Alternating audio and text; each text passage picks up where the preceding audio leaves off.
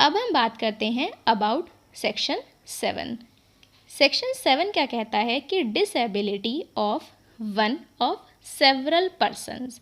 जहां हमने सेक्शन 6 में बात करी about the disability of one person, यानी कि वो पर्सन जिसका कॉज ऑफ एक्शन अराइज हुआ था एंड वो अकेला इंडिविजुअल था और वो डिसेबल था।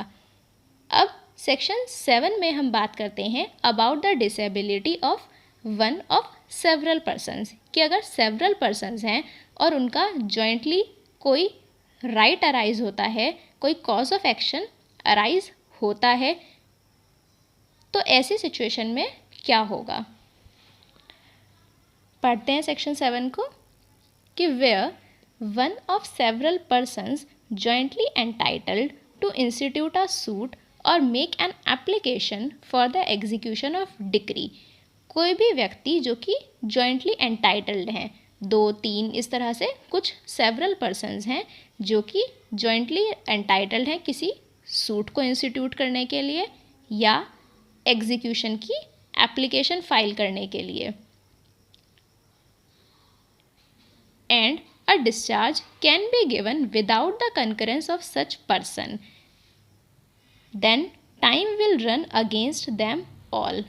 यहाँ पर इस सेक्शन में जो मेन कीवर्ड है वो यही है, दैट इज डिस्चार्ज, कि क्या जो अदर पर्सन्स हैं वो वैलिड डिस्चार्ज दे सकते हैं on the behalf of other persons या डिस्चार्ज नहीं दे सकते। इसी बात पर सब कुछ डिपेंड करता है कि टाइम पीरियड जो है वो स्टार्ट होगा या नहीं होगा। देखिए इस सेक्शन को इलस्ट्रेशन के थ्रू हम अच्छे से समझने की कोशिश करते हैं। सपोज ए, बी एंड सी ये 3 व्यक्ति हैं, इनका जॉइंटली कोई कॉज ऑफ एक्शन अराइज होता है अगेंस्ट एक्स, ठीक। बट ए इंसेन है, बी माइनर है, दोनों किसी ना किसी डिसेबिलिटी से सफ़र कर रहे हैं, लेकिन सी जो पर्सन है वो पूरी तरह से सही है। तो ऐसी सिचुएशन में सी ए और बी के बिहाफ पर वैलिड डिस्चार्ज दे सकता है एंड इसीलिए जो टाइम पीरियड है वो रन होना स्टार्ट हो जाएगा। सपोज़ इन तीनों के पास जॉइंटली जो कॉज ऑफ एक्शन था, जिस भी चीज़ से रिलेटेड था, जो भी सूट मतलब इन्हें लाना था, उसमें सपोज़ करते हैं इनके पास 3 साल का टाइम पीरियड था। तो जो 3 साल का ये टाइम पीरियड है ये रन होना स्टार्ट हो जाएगा, बिकॉज सी जो है वो पूरी तरह से कैपेबल है कि वो ए और बी के बिहाफ पर डिस्चार्ज दे सकता है एंड एक्स के अगेंस्ट सूट इंस्टीट्यूट कर सकता है, इसीलिए टाइम पीरियड स्टार्ट हो जाएगा। बट दूसरा इलस्ट्रेशन देखते हैं कि अगर ये तीनों ही किसी ना किसी डिसेबिलिटी से सफ़र कर रहे होते तो क्या होता।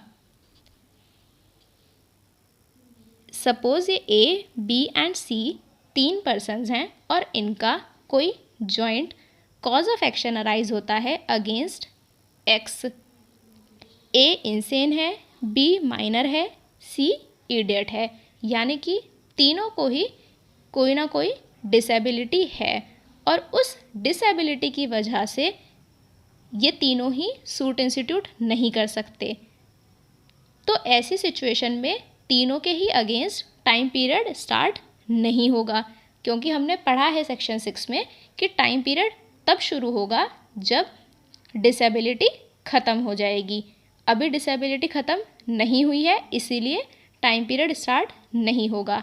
लेकिन सपोज़ करते हैं बी जो है, इसे करेक्ट कर लीजिए, सपोज़ बी जो है वो मेजर हो जाता है इन 2023, तो क्या होगा, बी अब मेजर हो गया, यानी कि बी ए और सी के बिहाफ पर वैलिड डिस्चार्ज दे सकता है और वो डिस्चार्ज दे सकता है इसीलिए 2023 जब बी कैपेबल हो गया उसके बाद से टाइम पीरियड जो है वो रन होना स्टार्ट हो जाएगा।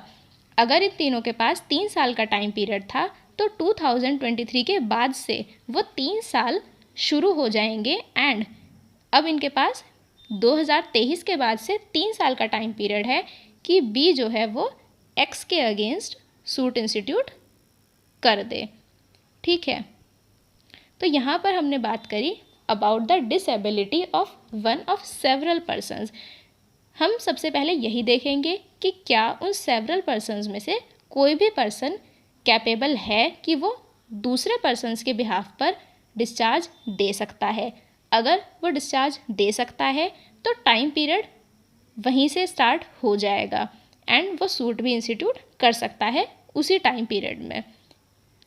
लेकिन अगर तीनों ही डिसेबल हैं, कोई भी कैपेबल नहीं है, तो जैसे ही उन तीनों में से या मतलब जितने भी वो लोग हैं उनमें से कोई भी पर्सन जैसे ही कैपेबल होता है वैसे ही टाइम पीरियड भी रन होना स्टार्ट हो जाएगा। ओके, अब बात करते हैं एक्सप्लेनेशंस की। सेक्शन 7 में 2 एक्सप्लेनेशंस हैं। एक्सप्लेनेशन 1 क्या कहता है कि this section applies to the discharge from every kind of liability including a liability in respect of immovable property. यहाँ से बस आप ये याद रखिएगा कि section 7 also applies to immovable property. Okay, explanation 2 क्या कहती है कि for the purposes of this section the manager of a Hindu undivided family governed by Mitakshara law shall be deemed to be capable of giving a discharge without the concurrence of other members of the family only if he is in the management of joint family property। तो हम Hindu undivided family के बारे में Hindu law में पढ़ते हैं कि in case of Hindu undivided family there is a manager of the family and जो मैनेजर होता है दैट इज़ कॉल्ड एज कर्ता।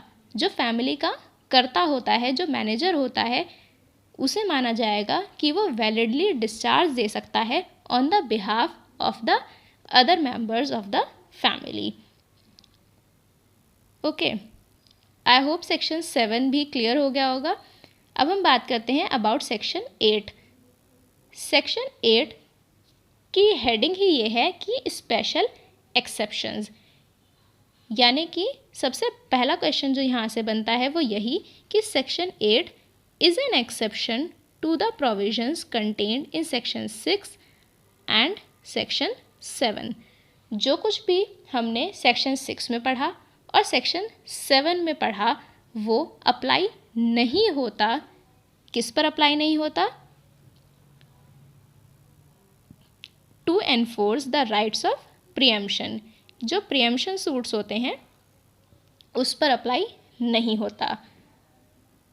और shall be deemed to extend for more than 3 years from the cessation of disability. जो disability है और the death of the person, उसके बाद से जो टाइम पीरियड है, जो हम बार बार बात कर रहे हैं कि टाइम पीरियड रन होना स्टार्ट हो जाएगा आफ्टर द डिसेबिलिटी एंड्स, तो जो वो टाइम पीरियड है वो मैक्सिमम कितना मिलेगा? 3 साल। 3 साल से ज़्यादा टाइम पीरियड नहीं मिलेगा।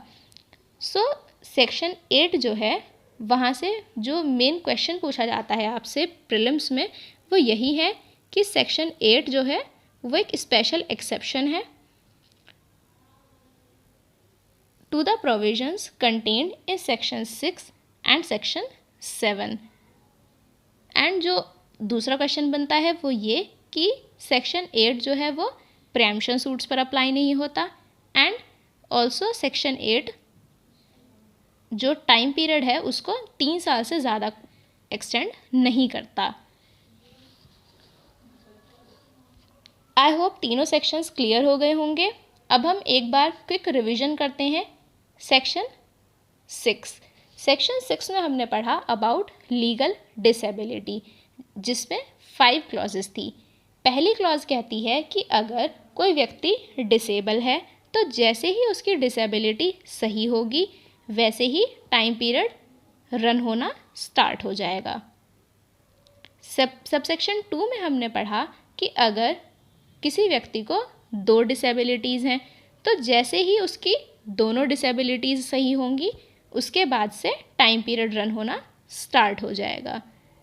सबसेक्शन 3 में हमने पढ़ा कि अगर उस व्यक्ति की जो डिसेबिलिटी है वो कंटिन्यू रहती है टिल हिज डेथ, उसकी डेथ हो जाती है, पूरी लाइफ टाइम वो डिसेबल था, तो जो उसका लीगल रिप्रेजेंटेटिव है उसे वो टाइम पीरियड मिल जाएगा। सबसेक्शन 4 में हमने पढ़ा कि अगर जो लीगल रिप्रेजेंटेटिव है वो भी डिसेबल है, उसे भी कोई ना कोई डिसेबिलिटी है, तो ऐसी सिचुएशन में लीगल रिप्रेजेंटेटिव के ऊपर भी सबसेक्शन 1 एंड सबसेक्शन 2 वाले प्रोविजंस अप्लाई होंगे। सबसेक्शन 5 में फिर हमने पढ़ा कि अगर डिसेबिलिटी ख़त्म हो गई थी, टाइम पीरियड रन होना स्टार्ट हो गया था, बट उस पर्सन की डेथ हो जाती है, लेकिन अभी भी उसका जो कुछ टाइम पीरियड था वो बचा हुआ था, तो वो बचा हुआ टाइम पीरियड उस पर्सन के लीगल रिप्रेजेंटेटिव को मिल जाएगा कि लीगल रिप्रेजेंटेटिव उस बचे हुए टाइम पीरियड में सूट फाइल कर सकता है। ओके। सेक्शन 7 में फिर हमने पढ़ा कि disability of one of several persons, कि यदि एक से ज़्यादा व्यक्ति थे जिनका कोई jointly cause of action arise हुआ, तो वहाँ पर हम देखेंगे कि क्या कोई भी व्यक्ति डिस्चार्ज दे सकता है on the behalf of others. अगर ऐसा है कि वो डिस्चार्ज दे सकता है तो टाइम पीरियड रन होना स्टार्ट हो जाएगा। अगर वो डिस्चार्ज नहीं दे सकता तो टाइम पीरियड रन होना स्टार्ट नहीं होगा। And section 8 is an exception to the provisions of section 6 and section 7. I hope section 6, 7 and 8 are clear. Still अगर आपको कोई डाउट है तो आप कमेंट सेक्शन में अपना डाउट पूछ सकते हैं। एंड अगर आपको ये वीडियो पसंद आया so please like this video, hit the like button, subscribe our channel and share this video as much as you can.